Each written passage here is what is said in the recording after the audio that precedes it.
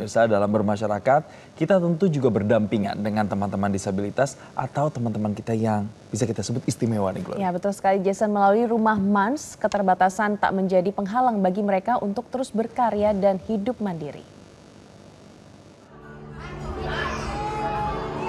Keterbatasan bagi penyandang disabilitas terkadang menjadi stigma miring bagi sebagian masyarakat. Padahal mereka juga berhak mendapatkan kesempatan serta perlakuan yang sama di masyarakat. Ini menjadi salah satu semangat bagi Abdullah Mansuri, seorang ayah psikologis bagi ribuan penyandang disabilitas di dalam Rumah Mans Indonesia. Kerap disapa ayah, Mansuri ingin anak-anaknya tumbuh secara mandiri dan mampu berkarya di tengah perkembangan zaman. Rumah Mans Indonesia berupaya memberikan kasih sayang, ketulusan, serta kehangatan bagi seluruh anggota disabilitas. Banyak dari mereka kini menjadi artis media sosial, menjadi staf pejabat, atau menulis buku. Seperti cerita Dini, seorang disabilitas asal Bandung dengan penyakit cerebral palsy. Keterbatasan tak menghalangi semangat Dini untuk membuktikan kepada masyarakat bahwa dirinya mampu berkarya lewat tulisan.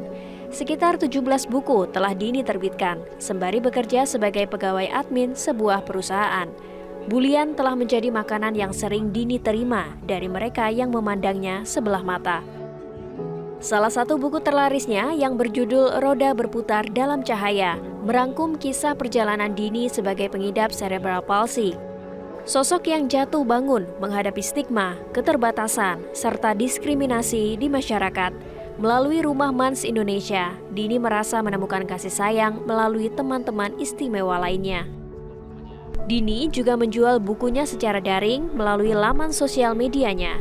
Dini ingin membuktikan kepada masyarakat bahwa ia mampu berdiri dengan kaki sendiri dan melanjutkan hidup seperti orang normal pada umumnya. Setelah bergabung bersama Rumah Mans Indonesia pada tahun 2013, Dini menyebut kasih sayang yang ia rasakan sangat berharga, termasuk bagi teman-teman istimewa lainnya. Dini percaya mereka memiliki hak dan kesempatan yang sama. Jangan pernah pandang sebelah mata teman-teman disabilitas.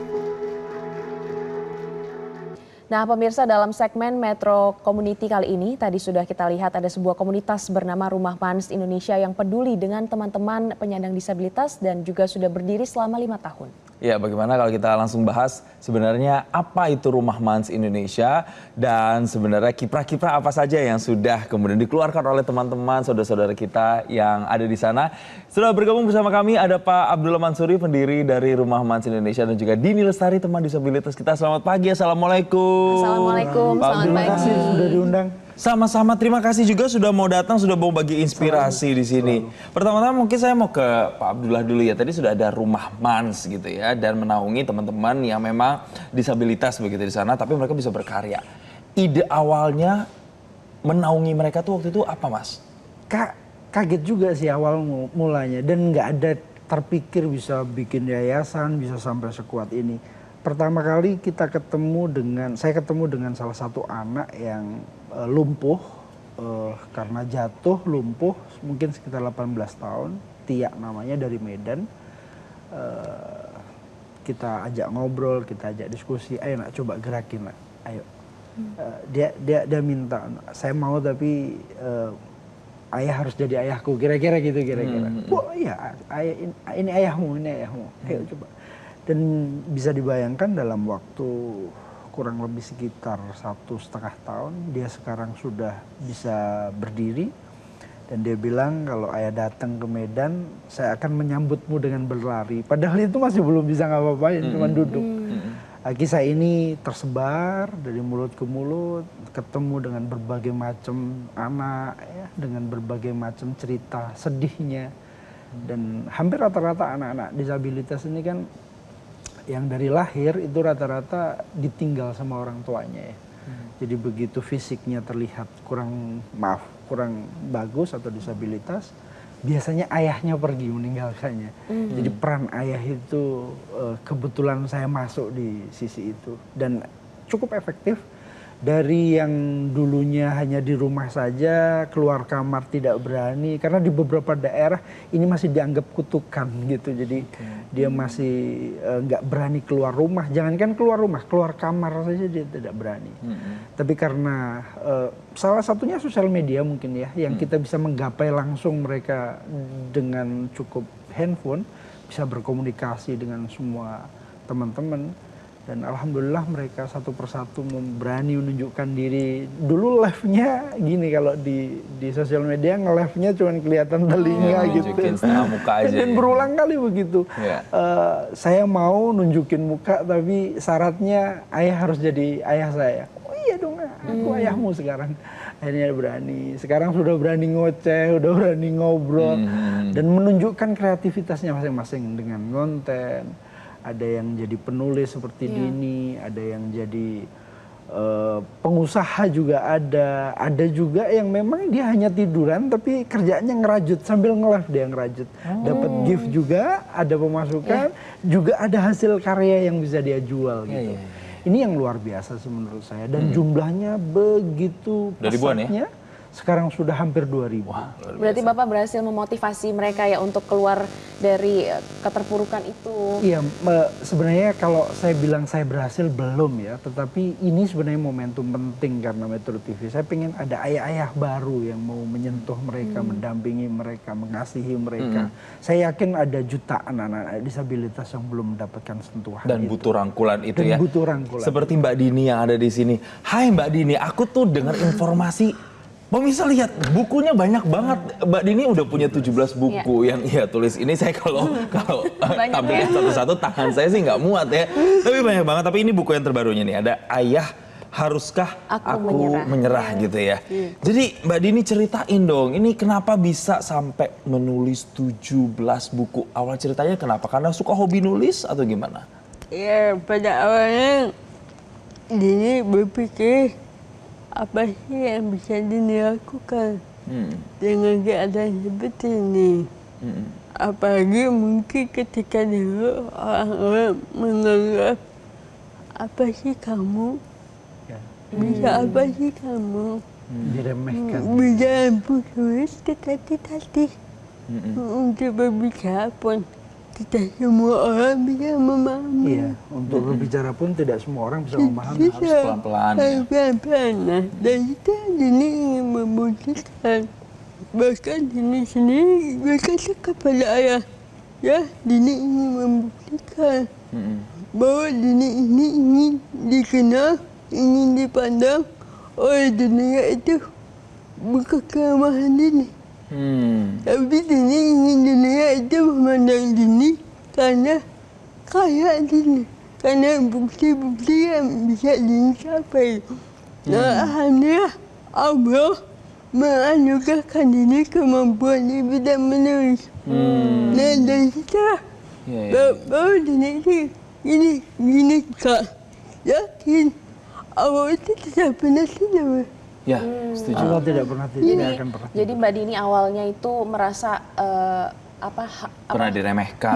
kemudian timbul rasa apa yang ingin Mbak Dini lakukan gitu ya. Lakukan untuk membuktikan bahwa inilah saya, inilah disabilitas.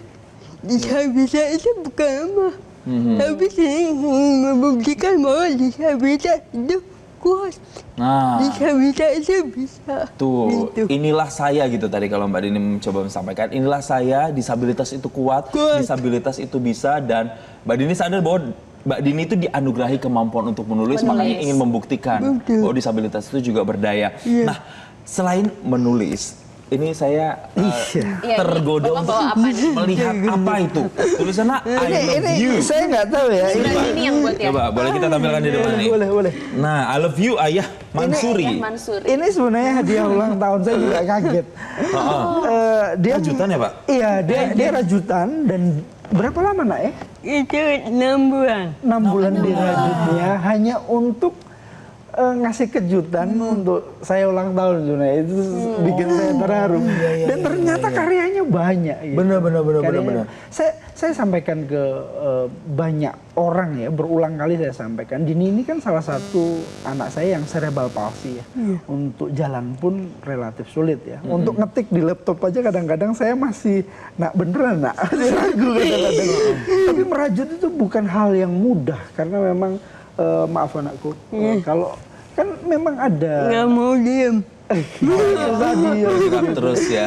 Tapi dia membuktikan dia bisa. Iya. Ini wow, menulis itu kan juga butuh inspirasi, pakai imajinasi, pakai apa ya, pikiran. Tapi ini juga pakai rasa juga. Jadi otak kiri, otak kanannya itu tetap jalan berdaya. Ternyata nih kita bisa lihat. ya Mbak Dini ya. Betul. Oke, Mbak Dini aku mau tanya, buku pertama Mbak Dini yang Mbak Dini tulis judulnya apa? Roda berputar dalam cahaya. Ya itu. Ini kenapa? Inspirasinya dari mana? Jadi itu biografi perjalanan hidup ini. Kenapa sih banyak orang-orang yang bertanya, kok di roda yang berputar dalam cahaya, kenapa tidak roda yang berputar dalam kegelapan? Ya mungkin bagi orang lain keadaan ini sebuah kerugian. Tidak diinginkan oleh siapapun. Oke. Kan orang tua mana sih yang ingin anaknya tidak sempurna? Betul kan? Bahkan ibunya maaf, ayah sendiri pun ketika anak sendiri ingin anaknya sempurna, itu manusiawi. Nah, ini melihat ke belakang, oh ternyata di balik kekurangan ini Allah itu menitipkan cahaya. Oke. Cahaya untuk ini. Ya. Cahaya yang memang kembali lagi kepada tadi. Cahaya supaya orang-orang bisa melihat. Nah itu yang gini. Aku dalam sebuah judul buku. Roda yang berputar dalam cahaya. Jadi tadi Mbak Dini bilang kenapa judulnya nggak roda berputar dalam kegelapan. Tapi memilihnya roda berputar dalam cahaya. Banyak mungkin orang tua yang merasa menginginkan anak yang sempurna begitu ya, menurut versi orang kebanyakan. Tapi justru Mbak Dini melihat kondisinya Mbak Dini ini sebagai sebuah kelebihan dan sebagai justru kekuatan gitu. Nanti saya akan tanya, tentu bisa menulis karya seperti ini banyak hal yang harus dilewati. Nanti saya akan tanya sama Mbak Dini bagaimana melewati itu semua sampai ada di posisi sekarang, bisa ketawa-ketawa sama kita, bisa berbagi inspirasi. Tapi saya jeda, tetap bersama kami di Selamat Pagi. Bersama dengan Pak Abdullah dan juga Mbak Dini, tadi menarik terkait dengan motivasi Mbak Dini bangkit dari kesedihan begitu ya, kemudian sekarang bisa berkarya dan juga berdampak untuk orang banyak gitu. Nah mungkin bisa diceritain Mbak Dini seperti apa perjalanannya? Ya jujur ya, Dini sendiri merasa orang-orang melihat Dini kok Dini bisa hebat, bisa bangkit, bisa melampaui batas. Melampaui batas. Iya. Dini sendiri mengakui bukan Dini hebat, bukan Dini orang pintar, bukan Dini juga orang cerdas, bukan. Namun apa yang membuat Dini seperti ini? Dini punya orang-orang yang ada di belakang Dini. Mungkin mereka tidak memunculkan wajah, tidak. Inilah saya yang menjadikan Dini seperti ini. Tidak. Namun mereka berada di belakang Dini yang mensupport. Ayo Di, kamu bisa. Ayo Di, kamu maju. Salah satunya ayah ini yang menjadi motivasi bagi Dini. Nah, itulah yang membuat Dini bisa seperti ini. Betul. Banyak orang yang kalau kata Mbak Dini itu ada di sekitar Mbak Dini memotivasi, ayo Dini kamu bisa, ayo Dini kamu maju. Itu salah satunya Ayah Mansuri. Ini yang menarik adalah pemirsa, di buku Roda Berputar Dalam Cahaya tulisan Mbak Dini Lestari ini, di halaman-halaman terakhirnya tuh ada kayak surat cintanya gitu loh untuk Ayah Mansuri. Saya bacakan sedikit aja. Ayahku adalah pejuang katanya. For Ayah Mansuri, ia hanyalah seorang laki-laki, mungkin hatinya pun terkadang rapuh, namun ia sering menyembunyikan kerapuhannya hanya di hadapan kami. Terkadang tubuhnya pun lelah, namun rasa lelahnya ia sembunyikan hanya untuk melihat kami tertawa. Hidupnya tidak lepas dari kata berjuang. Wow. Jadi kenapa akhirnya Dini kok nulis, ini kita bisa bilangnya surat cinta ya untuk Iya, cinta ayah untuk- gitu. Iya. Kenapa? Ya mungkin itu berawal dari sebuah kerinduan. Kerinduan akan kasih sayang dan seorang ayah. Jadi ya, mohon maaf walaupun ayah Dini ada, memang ada, namun perangai itu tidak ada. Ya. Jadi berangkat dari kerinduan Kerinduan. kepada kasih sayang seorang ayah. Jadi dulu pernah meminta kepada Allah, ya Allah, hilangkan keinginan ini, keinginan akan kasih sayang ini. Ini nggak mau memiliki keinginan ini. Namun entah kenapa keinginan itu bukan hilang, tapi semakin kuat. Kadang-kadang ketika melihat orang lain dipeluk oleh ayahnya, ya Allah, apakah saya bisa seperti itu? Punya rasa kasih sayang dari seorang ayah gitu ya. Ketika itu Dini belum mengenal ayah, belum. Dini belum mengenal ayah. Gimana kalau seandainya Dini udah mengenal ayah, gampang. Tinggal dikejar ayah. Gimana? Sekarang Dini sudah punya ayah yang selalu ada di sama Dini gitu, ayah Mansuri. Saya jadi melihat ayah juga nangis. Aduh, ini karena waktunya sebentar sekali. Aduh, ayah apa nih yang mau disampaikan? Air matanya sampai keluar, singkat saja ayah apa? Saya bersyukur ya bahwa mungkin ayah-ayah di luar sana yang melihat kondisi anak-anaknya kurang baik ya, maaf dalam tanda kutip kurang baik, mereka pergi meninggalkan mereka. Tapi sebenarnya mereka adalah mutiara yang banyak sekali kita temukan. Jadi saya berharap di negeri ini siapapun yang memiliki anak-anak istimewa di Indonesia, sayangi mereka. Mereka punya bakat yang saya yakini bahwa manusia biasa saja tidak akan mampu gitu. Dan itu saya temukan di Dini, saya temukan di semua anak-anak saya. Hanya butuh sentuhan, butuh pelukan, butuh kasih sayang. Kadang-kadang nggak perlu juga mereka nggak pernah minta materi ke saya. Mereka cuma minta, ayah bagaimana cara jalanku, bagaimana aku harus melangkah. Iya.